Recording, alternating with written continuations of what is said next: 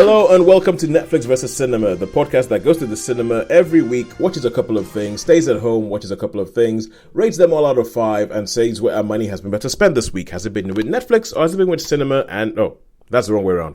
Has it been with cinema or has it been with Netflix and friends? My name is Tosin and I'm the host, based up somewhere in the middle of the country near Birmingham. And joining me, as always, on the Isle of Wight is Sharon Bollen. Hello. Hello. I think about that because it's so nice. You know, when I say joining me as always on the Isle of Wight, obviously You're not always here, but every time you're here, you are always on the Isle of Wight. It's on the Isle of Wight, yes. I have yet to do a remote broadcast. Yes.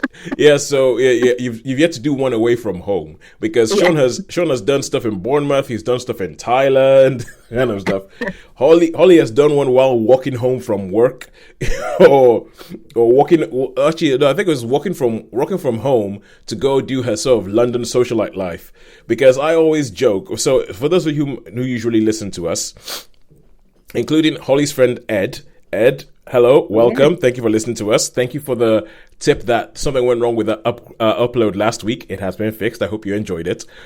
Yeah, so you know that I always make jokes about how Holly is like this socialite who's always like just finds time in her busy socialite schedule for us little people to come sit down and record with us. And she's always going, no, it's not like that. No, nothing. It's work. It's mostly work. It's mostly boring. And then earlier today, we get a message from Holly saying, I'm afraid I can't do this evening as I'm off to see the London African Gospel Choir performing Graceland Reimagined.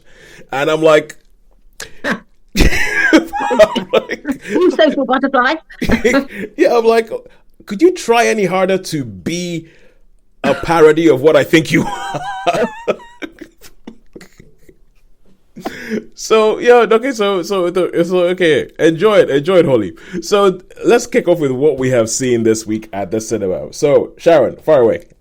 Yes, I had a double bubble this week. I have seen Paddington in Peru, and I have seen Conclave. So you couldn't have two greater contrasting films than those, I don't think. So so Conclave, that's a film that you've seen, Sean's seen, Holly's seen as well, because I think Holly is with, I think she's got an Odeon Limited card. You and Sean have got Cineworld Limited cards. Yeah. I've got something called an Omniplex Unlimited card. And all of them, all across the board, we're doing a preview screening of Conclave this week. So it's a film that isn't out until next week, but yeah, it's and I know nothing about this film besides it's Ralph Fiennes in a cardinal hat. That's it. Probably set in the Vatican and all that kind of stuff.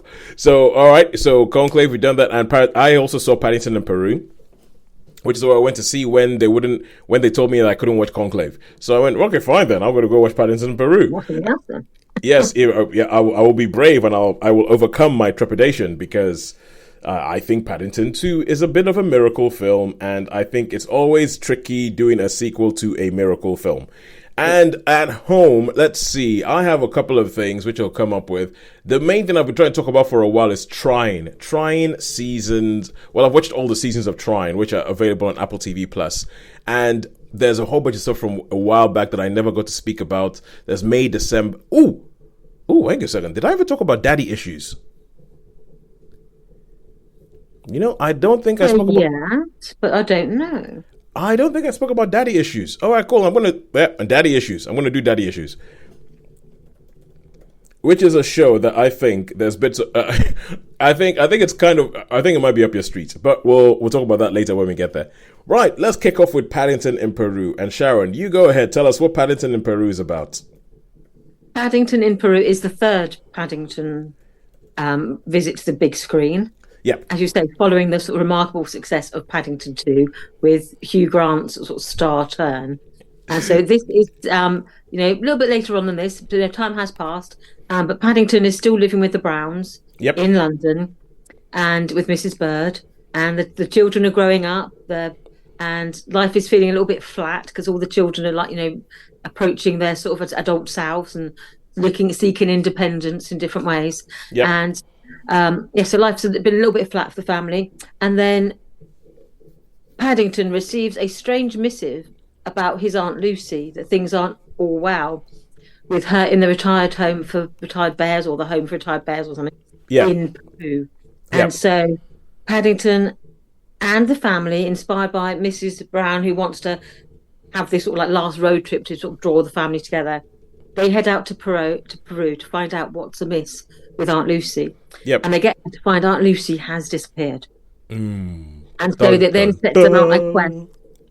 to find out what has happened to Aunt Lucy, and they're either abetted or hindered by the nun in charge of the home for retired bears in Peru, played by Olivia Colman. Yes. And they are then set off on one of their quests. They are then either abetted or assisted or hindered by a riverboat crew helmed by Antonio Banderas. Yes. And so you have these characters where and Paddington thrown in the mix, Yes. but obviously it's ripe for confusion and Well, yeah, I feel like essentially, so Paddington, they've had, when you talk about stars who come in and play characters that may aid or hinder Paddington along his quests, you've had Nicole Kidman, you've had Hugh Grant, you've had you have Olivia Colman and Antonio Banderas. So they do well with the casting of this. They do well with the casting of these people who can do this big, larger-than-life personas as going along that fits into the Paddington world. All right, so that's it. So much so far. And okay, I've said already that I think Paddington 2 is a bit of a miracle film, and I am worried whenever someone says, "Oh, I'm going to do a sequel to a miracle film," because it's like Inside Out. I think is a miracle film. I was worried when they did Inside Out too. Little Miss Sunshine. Nobody should ever try to make a sequel to that film. That film is perfect. and with this, I was already going, look, I'm not going to expect that level. It's not going to be up to that level, and I'm kind of glad I did because I don't think this is up to that level. No, it's not up to Paddington 2. No, I think it has got its charm because there's something about Paddington. I mean, I've read the books obviously in childhood, and I've read them again when I've been past childhood. Yeah, and they are charming books. Yes. And I think you've really got to go some to mess up Paddington because the character of Paddington can carry, he does all the heavy lifting basically. And the surrounding characters, they're fun, but it's a how well they do Paddington. Yeah. And so I think they think they've got he's not quite the Paddington in the books, but I think they've got enough of that charming innocence and that sort of wonder about the world that they've kept that he's recognisable as Paddington still. Yeah, but I mean, they've got big shoes to fill when they try to sort of follow on. Yeah, but you make a really, really good thing about the charm of it, like the charm of the films. Like I think Paddington 1 is okay. I think Paddington 2 is excellent, and Paddington 2 builds up to this final line that's just like a wow, and I feel like. This, I didn't really get that much of that. I didn't get the charm out of it. I felt like this felt like when you're writing a thing and you go, okay, so mechanically we put A here, then B, then C, and then we're going to build this Lego thing, and this is going to be this mechano, and that's it. Now we have a structure, and that's our Paddington movie. And I don't know why that is. I'm not sure whether it's because with Paddington, it's a lot of the other ones. When you talk about the charm, it's about the charm of this bear interacting with these humans, and something about his naivety or his innocence or anything like that just kind of like changes. But then now this is a lot of him in the jungle, not interacting with that many people. I'm not sure whether that's the thing. And then there's bits where they seem to make it a little bit Indiana Jones and adventure-y, and I don't think that it fits with Paddington. Yeah, I think part of the whole thing about Paddington is that he's a talking bear who wears an overcoat and a hat, and he lives in London. Yeah. And he talks to people who treat him like a person. Like a person, yeah. They acknowledge he's a bear, but they treat him like a person. You're putting a bear in a situation. They've just taken a child out of that situation and put a bear in there. Yeah. And hardly anyone ever notices. They don't go like, it's a bear, or like whenever he meets a policeman in the books, he's like, they always say, hello, Mr. Bear, or hello, young bear. Yeah. What are you? So he's just completely. So I think it is that. The fact that he's just plonked into these situations and no one really thinks, oh, it's a talking bear. Yeah, it's kind of, okay, maybe that's it. Okay, this might be a little bit highfalutin, but I think it's almost kind of like putting him in those sorts of situations. I think it makes us reflect on how we would react in those situations, or how you're supposed to react in those situations, and the hard stare and everything. And I feel like that's just sort of missing in here. It feels like they've gone for something. They've taken him back to Peru, which on the one hand is, I guess, is because they keep talking about him being a Peruvian bear. On the one hand is admirable. On the other hand, it's sort of like a lot. There's things in this one that's sparking off my colonial senses because I'm like, hang on a second. There's nary a Peruvian in sight. You can't see a Peruvian in sight. It's kind of like this is an English person's 1950s view of what Peru is like, and all the bears speak with an English accent. All the nuns seem to be English. Yes. Everyone you meet is either English or Spanish. Peruvians, as you say. No Peruvians whatsoever, and that rankled with me, and that once that rankled with me, I'm like, okay, now you've taken me out of it. So, and I don't know, I do not think the script is that good. There are some terrible lines in it. There's some kind of like, lines along the lines of, now we're a real family. But maybe if we go there, we won't be a family anymore. But look, we're a family again. And there's one section towards the end of the bit where it has to do with where there's a whole bunch of oranges around and everything like that towards the end of it, where they say 3 of these lines that pretty much say the same thing back to back to back. And I remember just sort of sat in the cinema going, who wrote this thing? So you get the feeling that they were trying to make a point about almost like immigration.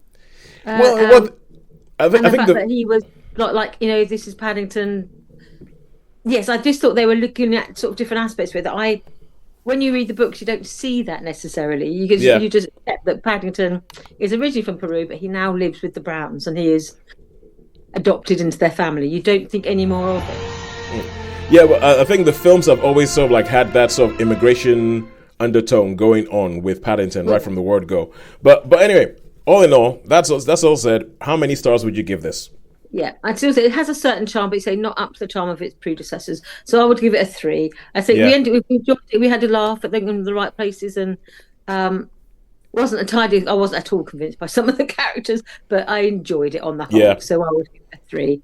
Yeah, I know what you mean. I would say that I am not a fan of Antonio Banderas in English. Let's just put it that way.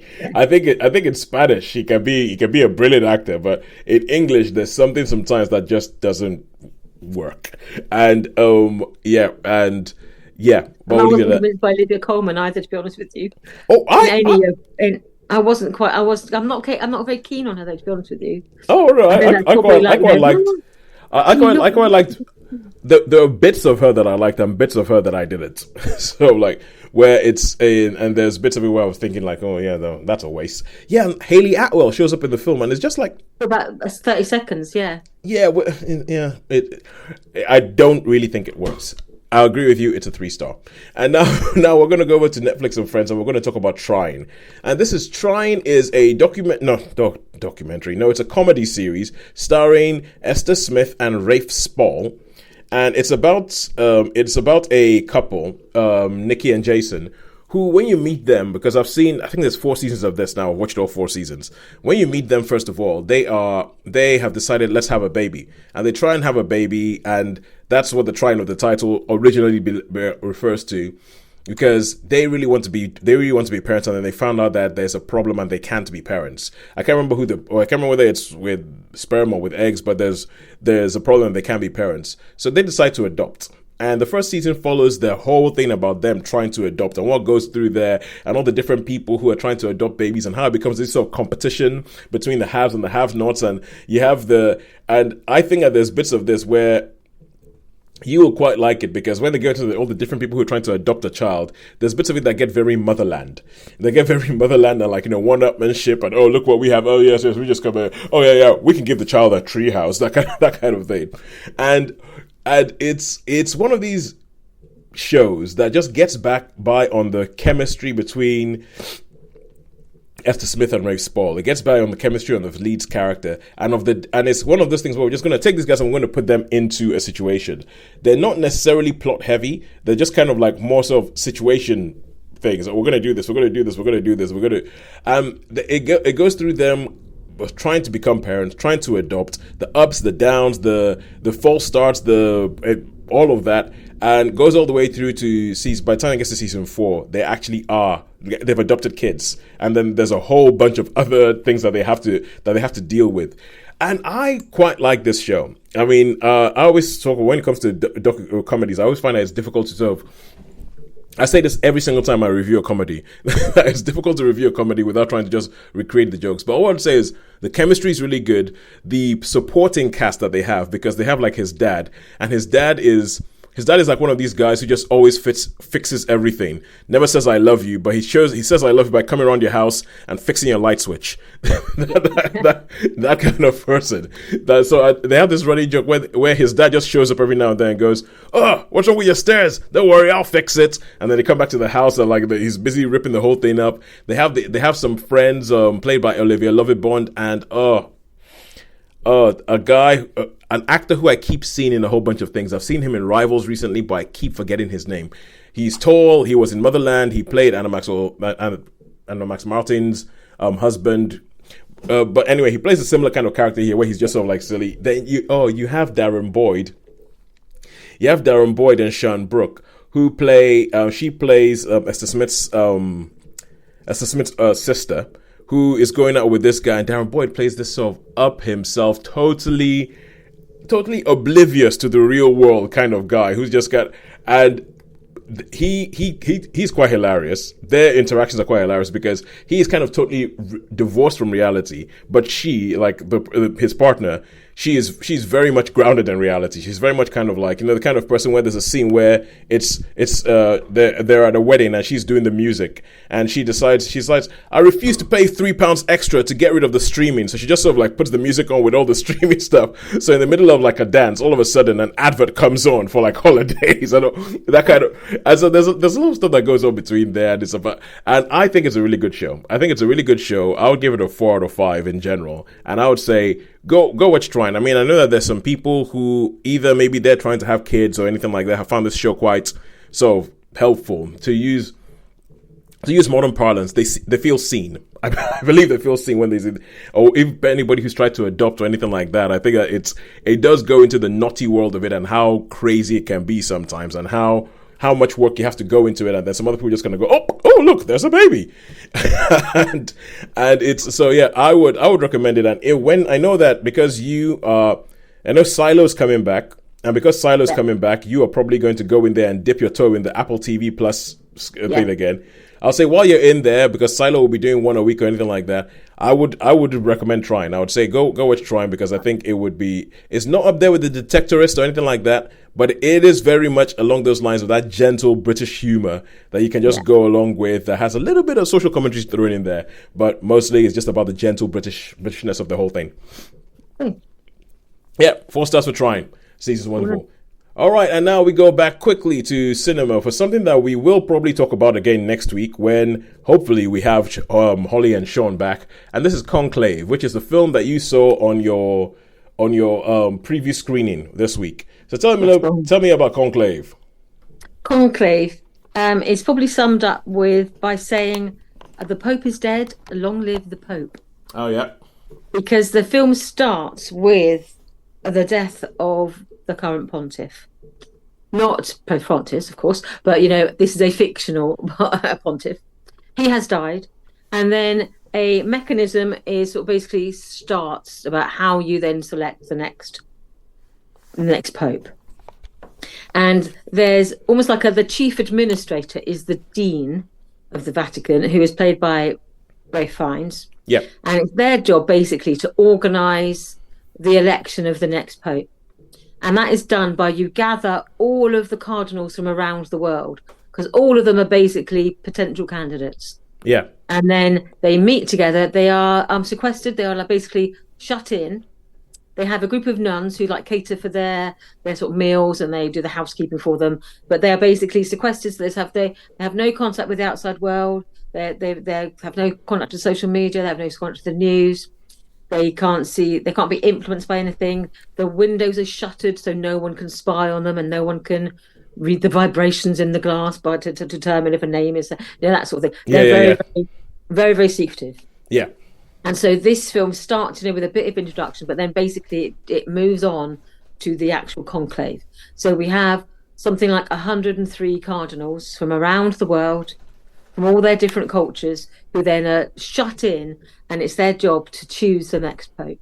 Yeah. And this takes place when they have a vote, where every cardinal has the right to vote. They can vote for themselves, and they can all have a vote. And so you then, when they cast the first vote, you then get to see what the feeling is, who are the front runners. Yeah. And it's pretty clear from the way that we've introduced the different characters. There are basically 4 front runners. Yeah. And then you've got other cardinals who you're introduced to, who you may be able to think of as maybe as a wild card, that you there's something about them that you're not quite sure where this is going. Yeah. But you have your front runners, and then as the drama unfolds, you get to see, the favourites, and as some of them are eliminated through different means. Some of it's by they condemn themselves out of their own mouths. Others, sorry, Sharon. Just what you said that revealed, things like that. Where you said they are eliminated by different means, I immediately got an image in my head of a new film, Predator in the Conclave. Take the shot. I just imagine the Predator is like, right, what I always wanted to hunt, 130 cardinals. Or they're red, or they're now red. They're all red. Oh man, someone's got to make that film. But you do see some of the political sort of maneuverings. How some people say, well, I think I can guarantee 10 votes, but you need to work on, you work on with the Liberals to make sure I get the Liberal vote, and others saying, we don't want him to do the Pope. We don't know who we do want, but we don't want him. So we need to make sure that he doesn't get the vote. So you see the political maneuverings. It's one of the secretive things that you always imagine gets very unchristian very quickly. Yes. Yes. So it's interesting. So there are some surprises. There are things that make you sad, but you can understand. Sort of almost like, I don't want to give any spoilers, but one of the characters who is eliminated from the race, there's a secret is revealed. Yeah. And you are not, from my point of view, as a sort of Christian watching it, I was thinking, Christians are allowed to have a past. Yeah, I'd say that. And I think sometimes when people are in a position of sort of senior clergy, because I come from a non-conformist background, so we don't have any clergy. Yeah. But so they look at people who are in the clergy, and it's almost like they have to have a spotless past. It's like, that's not going to happen. You are allowed to have a past. Yeah. And you're allowed to make mistakes, and you're allowed to be, human. Yeah. Because, for all have sinned and fall short of God's glory. You're not God, you just want to represent him. It's like, we have a picture of him 50 years ago having a beer. That sort of thing. So there's an element of that which really saddened me, because I was thinking, actually, that should not disqualify someone from being a pope. But in the real world, it absolutely would. So you see these things going on. But yes, it's interesting. And then there's a few shocks that you think, I did not see that coming. Mm-hmm. And we both had Sean and I at one point, and I turned to him and I said, I did not see that coming. Because most films, it's signpost it, you know what's about to happen. What's going to happen. I did not see it coming at all. They're one of the big twists in the film. All right, so with all that said, how many stars would you give Conclave? I certainly would give it a 4-star. Ooh. I really enjoyed it. I found it quite engrossing, really intense in places. The cast, I think, was spot on. I couldn't fault any of them. I think it was just, it felt real, felt believable. Ralph Fiennes is just almost like he can turn, can't he? He can play these deeply thoughtful, sincere men of conscience, and then he can turn it around and he can do the Grand Budapest Hotel where he's camping the road tents. and then he can turn it around, and then he can do In Bruges, where he's an absolute psycho. And he can do Shakespeare. He can be Coriolanus. So I think I just really rate him as an actor, and I think he carries his film absolutely. So I really rate it. So I would certainly give it a 4, and I would say would recommend it. It's not any. I think you don't want it to be entertained. It's not like a Gladiator. You're not entertained. It's like it's not that sort of film, but it's one of those deeply immersive, engrossing films that I really enjoyed. Yeah, I figured it's once they say we're trying to elect a new pope, you're thinking, okay, this is going to be a lot of men in dark rooms talking. So, There's a lot of that. and I'm like, yeah, and if that's done well, it can be really, really riveting. I mean, look at Succession, because this is essentially Succession, but Vatican version so like of Succession. All right, cool. And now let's go back to Netflix and Friends, and we're going to talk Daddy Issues on BBC iPlayer. Now, Daddy Issues is a TV show. It's a comedy that stars Amy Lou David Wood. Morrissey. Yes, has David Morrissey. I think I've seen a little clip of it, but that's yes. It's Amy Lou Wood, who I think she plays a character called Gemma, and her dad is played by David Morrissey. And when you first meet Amy Lou Wood, when you first meet Gemma, she's in an airplane in the toilet having a dalliance with somebody she's just met on the flight. So that happens, and then she gets down. You get to meet her in her life, and you realize that she works in the hairdressers. She's a bit kind of like some would say promiscuous. I don't know what the other word is for it. I don't know what the non-judgy word is for it, but let's say she sleeps with a lot of people. She sleeps with a lot of people. So you see her sleeping with somebody on the plane. You see her sleeping with somebody else that she just sort of met, and her flatmate moves out. She finds out she's pregnant, and she thinks, oh my god, I think it's that guy who was on the plane, but she doesn't know who that guy on the plane was. Like, she only met him on the plane, never met with him after that. And she starts realizing that she's going to need help. Like, as people tell her what having a baby is going to entail, she starts realizing, I'm going to need help. I actually cannot do this on my own. But my flatmate has just left because she's going to go get married. I need to cover the rent. And her dad and her mom have broken up. Her dad and her mom have broken up, and she goes to see her dad, and her dad is in this hovel of a place. Her dad's living in this sort of bedsit hovel, which seems to be made up entirely of men who've been divorced and left the family home and have come to this place.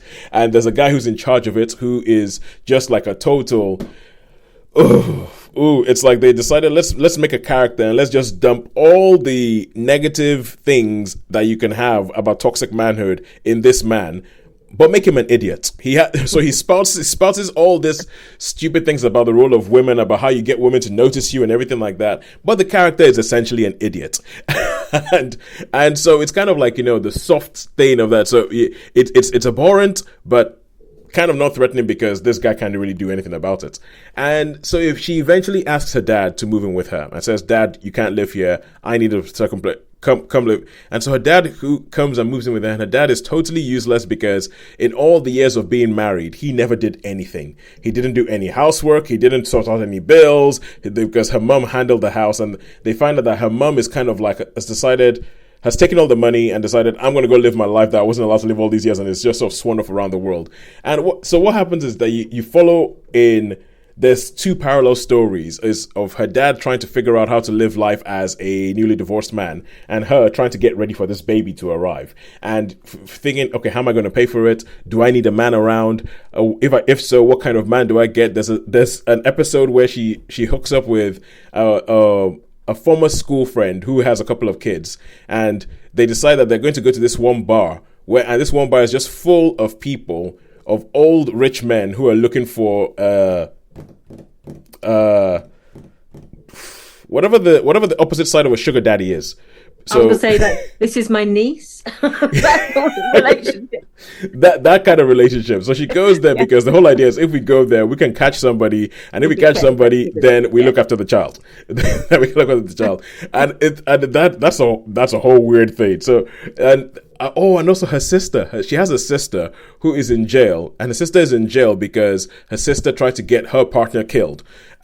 No, but the scenes with her sister, the sister, played by the actress who was in My Mad Fat Diary, who is one of those people who you keep seeing. She was in My Mad Fat Diary. She was in the Barbie movie, Sharon Rooney, played by Sharon Rooney.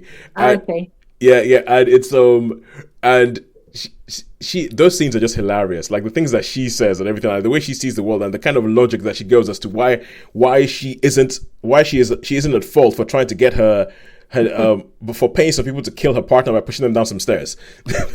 It's quite funny. So all in all, I think Daddy Issues is quite a funny show. It is only 6 episodes. It goes quite well. It ends on a bit of a cliffhanger, but it's one of those that I don't begrudge. I'm like, okay, we'll see how it goes in season 2. And figure out. But these are characters I would willingly spend more time with and find out more and see what more shenanigans they get into with trying to deal with becoming parents and all that kind of stuff. So all in all, I would give it a 3 out of 5. I would give Daddy Issues a 3 out of 5.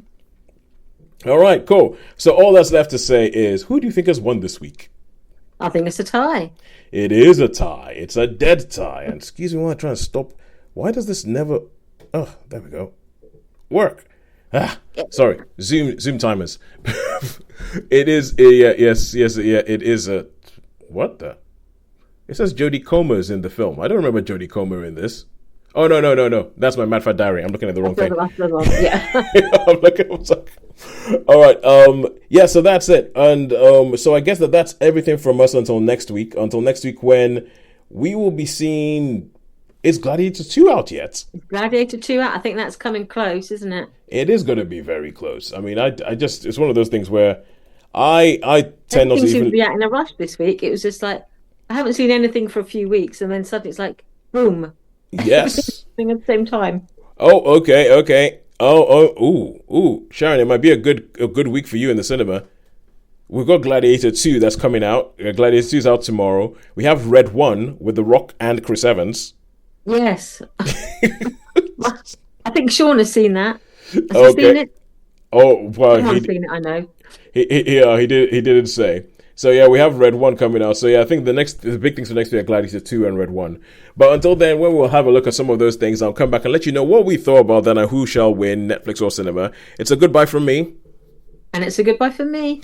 And a goodbye from Sean, wherever he is. And a goodbye from Holly with the the London African Gospel Choir. Yes. Thank you very much for joining us. Reimagined. Yes, that's it. Thank you very much for joining us.